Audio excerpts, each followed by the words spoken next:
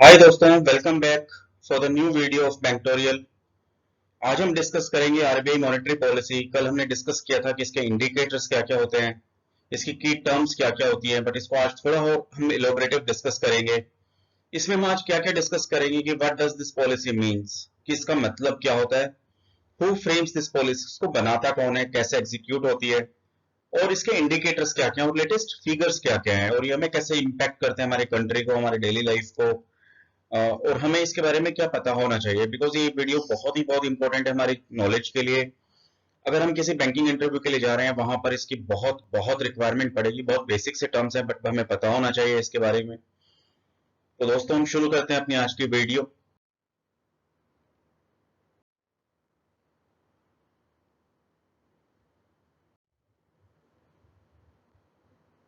दोस्तों, हम डिस्कस करेंगे इसके अंदर आरबीआई और central bank makes the monetary policy. इसका मतलब क्या हुआ कि जब भी हम मॉनेटरी पॉलिसी की बात करते हैं तो हमें पता होना चाहिए कि आरबीआई फ्रेम करता है। अब what is the monetary policy, ये है क्या? Monetary policy is the process by which the monetary authority, अब मॉनेटरी अथॉरिटी कौन है हमारे कंट्री में? RBI controls the supply of money in the economy bye it's controls over the interest rates.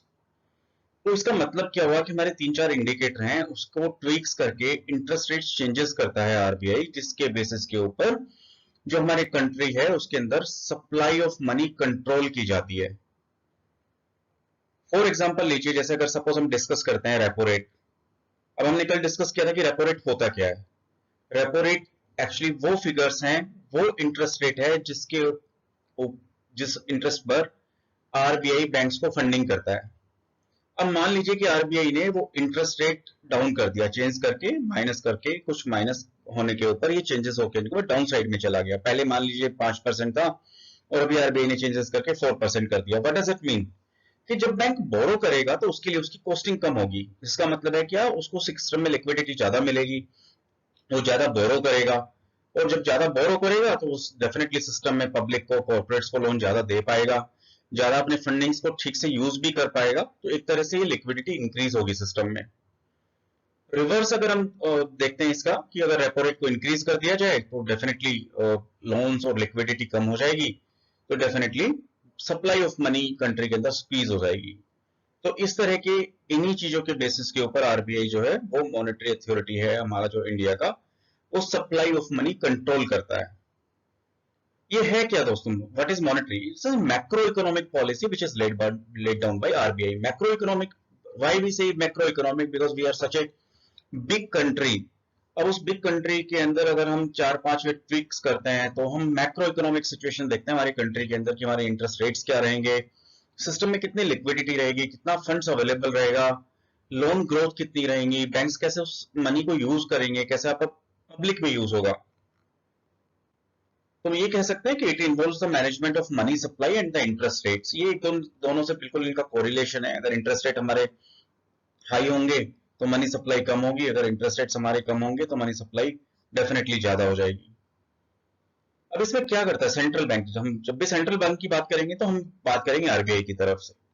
Central bank tweaks the interest rates, वो अपने interest rates को, जो हम repo rate, reverse repo rate, CRR, SLR and MSF, जब इनकी बात करते हैं, जब इसमें वो चेंजेस करते हैं तो उसका ऑब्जेक्टिव क्या होता है? उसका ऑब्जेक्टिव होता है to to do something about liquidity of money, consumption of money and inflation rate, कि ये किस लेवल पे रहना चाहिए, क्या इसका मैकेनिज्म होना चाहिए, और ये कैसे इसको इम्पैक्ट करेंगे। तो ये दोस्तों हमारी मॉनेटरी पॉलिसीज के बारे में है। तो हम आगे चलते हैं कि composition of the MPC. MPC की मतलब मॉनेटरी पॉलिसी कमेटी, जो आरबीआई की तरफ से इस मॉनेटरी पॉलिसी को फ्रेम करते हैं, जो बनाते हैं। इसका कॉन्स्टिट्यूशन क्या होता है? तो दोस्तों इसके अंदर, इस कमेटी के अंदर 6 मेंबर होते हैं, 3+3। 3 मेंबर्स होते हैं आरबीआई की तरफ से, और 3 members are appointed from the Government of India. तो ये 6 लोग इस कमेटी के मेंबर होते हैं, और ये लोग मॉनेटरी पॉलिसी है जो इंडिया की, वो फ्रेम करते हैं from on the behalf of RBI. अब देखिए इंस्ट्रूमेंट्स, कि मॉनेटरी पॉलिसीज में ऐसे कौन कौन से इंस्ट्रूमेंट्स हैं जिनको ट्वीक किया जाता है, जिनको चेंजेस किया जाता है, जिससे हमारे कंट्री में मनी सप्लाई के ऊपर इंपैक्ट आता है, और वो चेंजेस होते हैं या तो कम होता है या ज्यादा होता है। इंटरेस्ट रेट बढ़ते हैं या घटते हैं, ये सभी चेंजेस डिपेंड करते हैं सर्टेन इंस्ट्रूमेंट्स पे। तो वो इंस्ट्रूमेंट्स कौन कौन से हम वो डिस्कस करेंगे। हमारा एक इंस्ट्रूमेंट है रेपो रेट। फिर से मैं आपको थोड़ा सा इसके बारे में डिटेल बता देता हूँ। रेपो रेट क्या होता है। रेपो रेट वो इंटरेस्ट रेट है जिसके ऊपर सेंट्रल बैंक मींस आरबीआई बाकी बैंक्स को, जब बाकी बैंक्स उससे बोरो करते हैं तो जो इंटरेस्ट रेट चार्ज करता है उसको हम रेपो रेट बोलते हैं। तो अगर रेपो रेट कम होगा तो आरबीआई से बोरो ज्यादा करेंगे फंड्स, उनकी लिक्विडिटी सिस्टम में ज्यादा रहेगी और ग्रोथ, लोन ग्रोथ और क्रेडिट ग्रोथ ज्यादा रहेंगी। रिवर्स रेपो रेट क्या होता है। रिवर्स रेपो रेट वो है जब आरबीआई बैंक से फंड्स लेता है, या एक तरह से कह सकते हैं जब आरबीआई बैंक से बोरो करता है तो वो कितना इंटरेस्ट उस पर देता है, वो रिवर्स रेपो रेट है। अगर reverse repo rate let us suppose ज्यादा हो जाता है तो रिवर्स रेपो रेट ज्यादा होने पर बैंक क्या करते हैं, आरबीआई को ही पैसा दे देते हैं। और इसी वजह से फिर वो जब ये रिवर्स रेपो रेट ज्यादा होता है तो मनी सप्लाई अगेन फिर से थोड़ी इंपैक्ट होती है। तो डेफिनेटली इनका बहुत आपस में कोरिलेशन है। फिर क्या है एमएफएस, मार्जिनल स्टैंडिंग फैसिलिटी। दोस्तों ये बहुत एक इंपॉर्टेंट टर्म है, हमने कल भी डिस्कस की थी। ये क्या होता है कि जब बैंक को बहुत ही ज्यादा एक्यूट शॉर्टेज ऑफ फंड्स हो जाता है तो बैंक इसको शॉर्ट टर्म के लिए बोरो करता है आरबीआई से। वो रेट्स के बारे में हम बोलते हैं, उसको हम रेट्स को बोलते हैं marginal standing facility, MSF. Generally हमें क्या होता है, हम जब भी देखते हैं ये रेपो रेट से थोड़ा सा ज्यादा होता है। तो मान लीजिए रेपो रेट 4 है तो एमएफएस में भी 4.25, बिकॉज जनरली ये बहुत एक्यूट शॉर्टेज के ऊपर यूज किया जाता है कि जब बैंक्स को बहुत एक्यूट शॉर्टेज हो, कम टाइम के लिए और शॉर्ट टर्म के लिए हो, तो इस समय हम उसको यूज करते हैं। वो रेट्स को हम बोलते हैं एमएफएस, मार्जिनल स्टैंडिंग फैसिलिटी। दोस्तों फोर्थ टर्म आती है इसमें CRR. CRR stands for cash reserve ratio. इसमें हम क्या डिस्कस करते हैं, कैश रिजर्व रेशो क्या होता है। जितना भी बैंक्स के पास टोटल डिपॉजिट है, व्हेन वी से deposit it means savings, current and FDS and all these kind of deposits. तो क्लाइंट का जितना भी बैंक्स के पास पैसा है, और मान लीजिए वो एक्स है, तो उसका सर्टेन परसेंटेज जो आरबीआई डिक्लेयर करता है वो परसेंटेज ऑफ कैश की फॉर्म में मेंटेन करना पड़ता है टोटल डिपॉजिट्स का बैंक को। तो मान लीजिए कि टोटल डिपॉजिट्स बैंक के पास है 100 रुपीज, तो और मान लीजिए हम मान करते हैं ये कैश रिजर्व रेशो सीआरआर है 4% जो आरबीआई ने डिक्लेयर किया हुआ है। तो बैंक को वो 4% वो कैश की फॉर्म में रखना पड़ेगा विद आरबीआई। ये एक तरह से थ्रू करेंसी चेस्ट होता है जिस पर कोई भी इंटरेस्ट पेमेंट जनरली नहीं होती। तो दोस्तों अगर सीआरआर, अगर सपोज आरबीआई ने सीआरआर इंक्रीज कर दिया तो बैंक्स की लिक्विडिटी स्क्वीज हो जाती है, बिकॉज उनको ज्यादा पैसा रखना पड़ेगा आरबीआई के पास। और सीआरआर कम कर दिया तो डेफिनेटली जो पैसा आरबीआई के पास रखा था वो रिलीज हो जाएगा, बैंक उसको फिर से यूज कर सकते हैं। तो इसको भी ट्विकिंग के लिए, इंटरेस्ट रेट को चेंजेस करने के लिए सीआरआर को भी अप एंड डाउन किया जाता है। अब हम डिस्कस करते हैं की decisions of MPC, monetary policy committee की लेटेस्ट जो अभी हमारे की डिसीजंस हुए थे उसमें क्या क्या चेंजेस हुए थे। अभी हमने जब ये जनरली जो हमारी पॉलिसी होना था ये जनरली जून में आना था, but it came in after 20th of May. ये एडवांस में ही आ गया बिकॉज कोविड का इम्पैक्ट था और उसकी वजह से सिस्टम को लिक्विडिटी की रिक्वायरमेंट था। इकोनॉमी बहुत ज्यादा डाउन साइड में थी, तो इकोनॉमी डाउन साइड होने के रीजन की वजह से कहीं ना कहीं एक ऐसा लिक्विडिटी सिस्टम में लाना था जहां से थोड़ा सा फ्री फ्लो रहे फंड्स का और वहां पर थोड़ी लिक्विडिटी सिस्टम में इंक्रीज हो। तो इसमें क्या क्या आरबीआई ने मैकेनिज्म किया, तो देखिए आरबीआई ने रेपो रेट को रिड्यूस कर दिया 40 बेसिस पॉइंट। 40 बेसिस पॉइंट का दोस्तों मतलब होता है, जब भी हम बात करते हैं 100 बेसिस पॉइंट उसका मतलब वो 1%। तो 40 बेसिस पॉइंट का मतलब हुआ 0.4। तो ये चेंज कर दिया गया, पहले 4.40 था उसको डिक्रीज कर दिया गया और अभी जो हमारा करंट रेपो रेट है वो है 4%। इसका मतलब क्या हुआ कि हमारी अगेन वही, अगर बैंक बोरो करेगा तो जो बैंक को पुरानी कॉस्ट थी वो 4.4 पड़ रही थी, अगर अब बैंक आज की डेट में बोरो करता है तो बैंक को सिर्फ 4% इंटरेस्ट पेमेंट करना है। What does it mean? Why repo rate was reduced? To increase the liquidity in the system, कि अगर बैंक को कोई फंड्स चाहिए तो वो आरबीआई से लोअर कॉस्ट पर ले सके और फिर वो फर्दर अपने क्रेडिट ग्रोथ वगैरह के लिए अपने डिपॉजिट्स वगैरह को और यूटिलाइज कर सके और अच्छे से सिस्टम में लिक्विडिटी आ सके।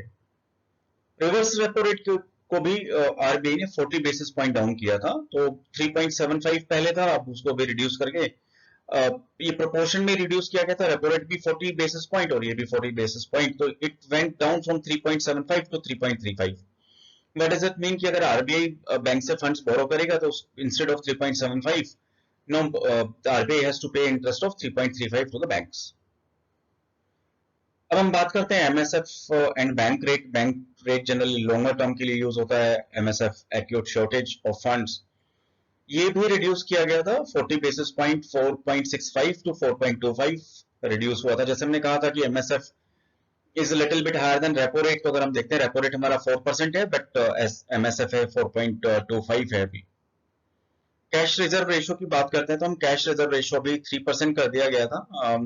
Of NDTL stands for here net demand and time liabilities. तो नेट डिमांड डिपॉजिट हम उसको बोलते हैं सेविंग्स करंट, बिकॉज कस्टमर कभी भी निकाल सकता है।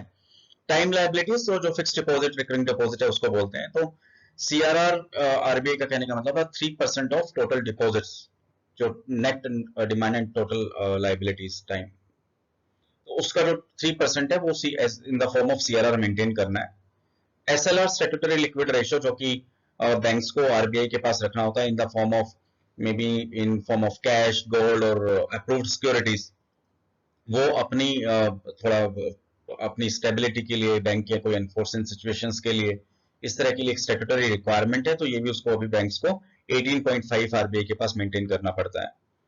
अब इसका ऑब्जेक्टिव क्या है? जब आरबीआई मॉनेटरी पॉलिसी फ्रेम की थी तो उसने उन्हें बताया था कि हमारा पॉलिसी इन्फ्लेशन को 4% के करीब रखना with in A band of ±2%। तो मेनली जब ये इंडिकेटर्स चेंज होते हैं तो पर्पस वही होता है कि कैसे सिस्टम में लिक्विडिटी को बैलेंस किया जाए, इंक्रीज किया जाए, डिक्रीज किया जाए depending upon situation.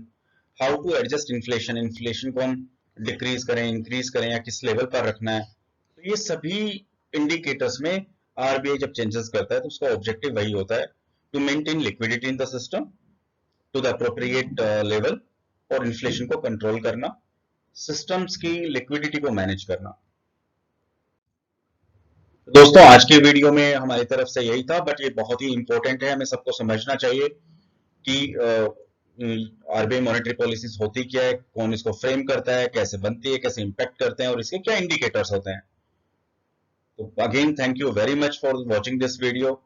I hope you will like this video, and you will, if you like it, then please like and subscribe, and comment box में अपना comments लिखना बिल्कुल मत भूलिएगा। Thank you very much. हम आगे आते रहेंगे बहुत ही नॉलेजेबल वीडियो के साथ, जो आपको हेल्प करेगी आपके करियर में, आपको बैंकिंग इंटरव्यू में और आपकी नॉलेज इंक्रीजिंग के लिए, जो कि बहुत इंपॉर्टेंट होगी। Okay guys, thank you very much, have a nice day.